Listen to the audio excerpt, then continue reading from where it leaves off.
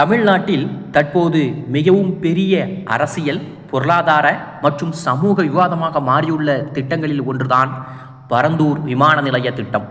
சென்னை நகரத்தின் எதிர்கால வளர்ச்சி, அதிகரித்து வரும் விமான பயணிகள் எண்ணிக்கை, ஏற்றுமதி இறக்குமதி ஆகிய வர்த்தகங்கள், தொழில் முதலீடுகள் மற்றும் சர்வதேச இணைப்புகளை முன்னிட்டு இரண்டாவது பெரிய விமான நிலையம் தேவைப்படுகிறது என்று அரசு கூறுகிறது.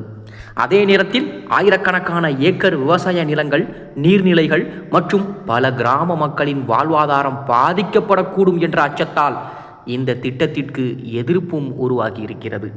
வளர்ச்சிக்கும் விவசாய வாழ்க்கைக்கும் இடையிலான மோதலாக மாறியுள்ள இந்த பரந்தூர் விமான நிலைய விவகாரம் தற்போது தமிழ்நாட்டில் மிக முக்கியமான பொது விவாதங்களில் ஒன்றாகவே இருக்கிறது.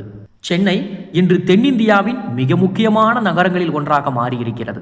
தகவல் தொழில்நுட்பம், வாகன உற்பத்தி, மருந்து தொழில், துறைமுக வர்த்தகம், கல்வி, மருத்துவம், ஏற்றுமதி இறக்குமதி போன்ற பல துறைகளில் சென்னை மிக வேகமாக வளர்ந்து வருகிறது. இந்தியாவில் அதிக தொழிற்சாலைகள் கொண்ட மாநிலங்களில் தமிழ்நாடு முன்னிலையில் இருப்பதற்கான முக்கிய காரணங்களில் ஒன்று சென்னை மற்றும் அதை சுற்றி இருக்கக்கூடிய தொழில் வளையங்கள் தான்.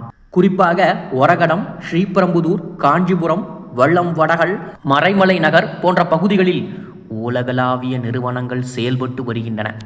இந்த வளர்ச்சியால் விமான போக்குவரத்து தேவையும் ஆண்டுதோறும் அதிகரித்து வருகிறது. தற்போது சென்னை விமான நிலையத்தை ஆண்டுக்கு சுமார் 2 கோடி பயணிகள் பயன்படுத்துகின்றனர் என்று அரசு தரப்பு கூறுகிறது. இது தொடர்ந்து அதிகரித்தும் வருகின்றது. இந்தியாவில் விமான பயணம் முன்பை விட மிகவும் சாதாரணமான ஒன்றாகவும் மாறிவிட்டது. நடுத்தர வர்க்க மக்கள் கூட விமானத்தில் பயணம் செய்ய ஆரம்பித்திருக்கிறார்கள். அதே நேரத்தில் சர்வதேச பயணங்களும் அதிகரித்திருக்கிறது.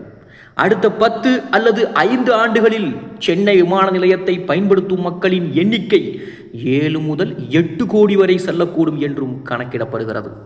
தற்போதைய சென்னை சர்வதேச விமான நிலையம் நகரத்தின் நடுப்பகுதிக்கு அருகில் இருப்பதால் அதை மிக அதிகமாக விரிவாக்குவது என்பது கடினம் என்று அதிகாரிகள் கூறுகிறார்கள். ஓடுதள நீட்டிப்பு, புதிய டெர்மினல்கள், சரக்கு வசதிகள், பார்க்கிங் வசதிகள், விமான பராமரிப்பு மையங்கள் போன்றவற்றை விரிவுபடுத்த இடவரம்பு இருக்கிறது. குறிப்பாக குடியிருப்பு பகுதிகள் மற்றும் நகர வளர்ச்சி ஏற்கனவே விமான நிலையத்தை சுற்றி அதிகமாகிவிட்டதால் எதிர்கால தேவைக்கு அது போதாது என்றும் கூறப்படுகிறது. அதை போல சரக்கு போக்குவரத்தும் முக்கியத்துவம் வாய்ந்தது. விமான நிலையம் என்பது பயணிகள் பயணிக்க மட்டுமல்ல, ஏற்றுமதி மற்றும் இறக்குமதி பொருட்கள் மிக வேகமாக நகரும் இடமாகவும் அது செயல்படுகிறது. தமிழ்நாட்டில் தயாரிக்கப்படும் மின்னணு சாதனங்கள், கார் உதிரி பாகங்கள், மருந்துகள், பூக்கள், உணவுப் பொருட்கள், ஆடைகள், தோல் பொருட்கள் போன்றவை வெளிநாடுகளுக்கு விமானம் மூலமாக அனுப்பப்படுகின்றன. அதை போல வெளிநாடுகளில் இருந்து பல உயர் தொழில்நுட்ப பொருட்களும் இறக்குமதி செய்யப்படுகின்றன. அதனால் விமான சரக்கு மையங்கள் பொருளாதார வளர்ச்சியில் மிக முக்கிய பங்கு வகிக்கின்றன. சென்னை மற்றும் அதன் சுற்றுப்பகுதிகளில் இருக்கக்கூடிய தொழிற்சாலைகள் ஏற்றுமதியை அதிகமாக நம்பி இயங்குகின்றன.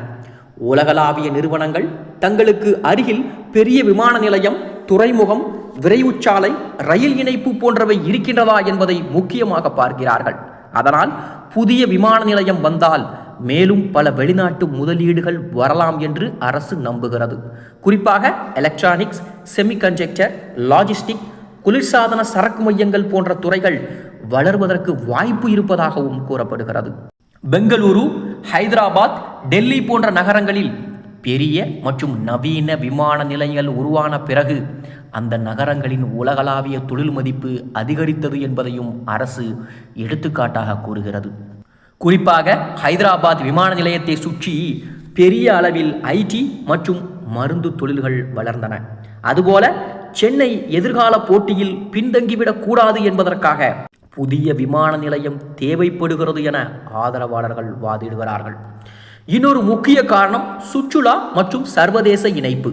தமிழ்நாட்டிற்கு ஆண்டுதோறும் கோடிக்கணக்கான உள்நாட்டு மற்றும் வெளிநாட்டு சுற்றுலா பயணிகள் வருகிறார்கள். மருத்துவ சுற்றுலா, கல்வி, தொழில் மாநாடுகள், மத சுற்றுலா போன்ற பல காரணங்களால் சென்னை ஒரு முக்கிய மையமாகவே உள்ளது.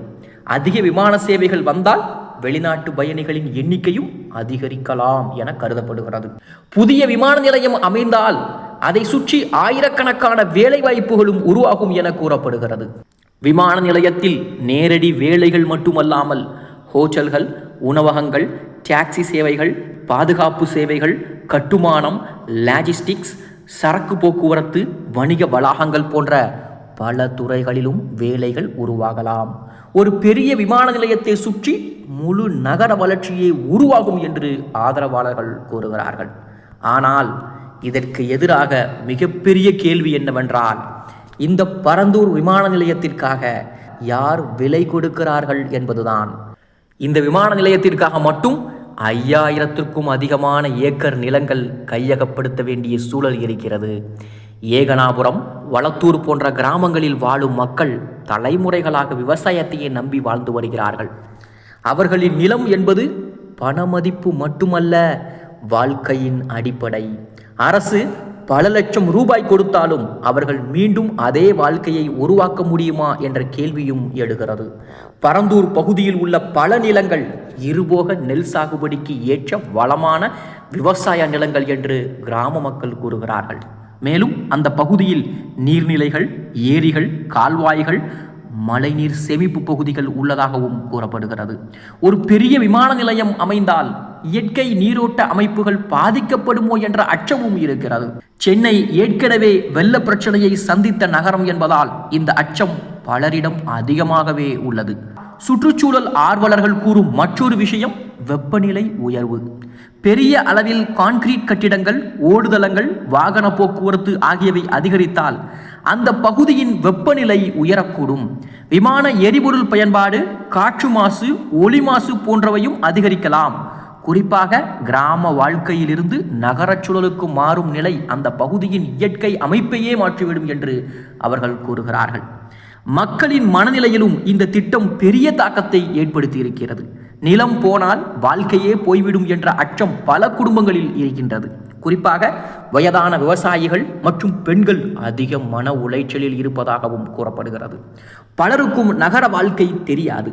பணம் கிடைத்தாலும் அதை எவ்வாறு நிர்வகிப்பது, எங்கே செல்வது, என்ன வேலை செய்வது என்ற குழப்பம் இருக்கிறது. அரசு தரப்பில் மறுகுடியமர்வு, இழப்பீடு, மாற்று வசதிகள் என அனைத்தும் வழங்கப்படும் என்று கூறப்பட்டாலும் மக்கள் முழுமையாக நம்பவில்லை. காரணம், இந்தியாவில் பல பெரிய திட்டங்களில் இடம்பெயர்ந்த மக்களின் வாழ்க்கை பின்பு பாதிக்கப்பட்ட சம்பவங்களாகவே இருந்துள்ளன. அதனால் இழப்பீடு மட்டும் போதாது, வாழ்க்கை பாதுகாப்பும் வேண்டும் என்று மக்கள் கூறுகிறார்கள். இங்கே மிக முக்கியமான விவாதம் வளர்ச்சி எதிர்ப்பு அல்ல. பல கிராம மக்கள் கூட விமான நிலையம் வேண்டாம் என்று மட்டும் சொல்லவில்லை. விவசாய நிலங்களையும் நீர்நிலைகளையும் அழிக்காமல் மாற்று இடத்தில் அமைக்க முடியாதா என்ற கேள்வியையும் எழுப்புகிறார்கள். அதாவது வளர்ச்சியும் வேண்டும், அதே நேரத்தில் வாழ்வாதாரமும் பாதுகாக்கப்பட வேண்டும் என்பதே அவர்களின் கோரிக்கை. ஆக பரந்தூர் விமான நிலைய திட்டம் தமிழ்நாட்டின் எதிர்கால பொருளாதார வளர்ச்சிக்கு முக்கிய வாய்ப்புகளை உருவாக்கக்கூடிய திட்டமாக பார்க்கப்படுகிறது. ஏற்றுமதி, இறக்குமதி, வேலைவாய்ப்பு, தொழில் வளர்ச்சி, சர்வதேச முதலீடு, சுற்றுலா, லாஜிஸ்டிக் ஆகிய பல துறைகளில் அது தாக்கம் செலுத்தக்கூடும். ஆனால் அதே நேரத்தில் ஆயிரக்கணக்கான மக்களின் வாழ்க்கை, விவசாய நிலங்கள், நீர்நிலைகள் மற்றும் சுற்றுச்சூழல் பாதிக்கப்படக்கூடிய அபாயமும் இருக்கிறது. அதனால் இந்த விவாதம் வெறும் விமான நிலையம் அமைக்கலாமா வேண்டாமா என்ற விவாதம் மட்டும் அல்ல. தமிழ்நாட்டின் எதிர்கால வளர்ச்சி எந்த மாதிரியாக இருக்க வேண்டும், தொழில் வளர்ச்சியும் விவசாயமும் ஒன்றாக செல்ல முடியுமா, மக்களின் வாழ்வுரிமையை பாதிக்காமல் பெரிய திட்டங்களை செயல்படுத்த முடியுமா என்ற மிகப்பெரிய அரசியல், பொருளாதார மற்றும் சமூக விவாதமாக இது மாறியிருக்கிறது என்பதும் முக்கியமான விஷயம்.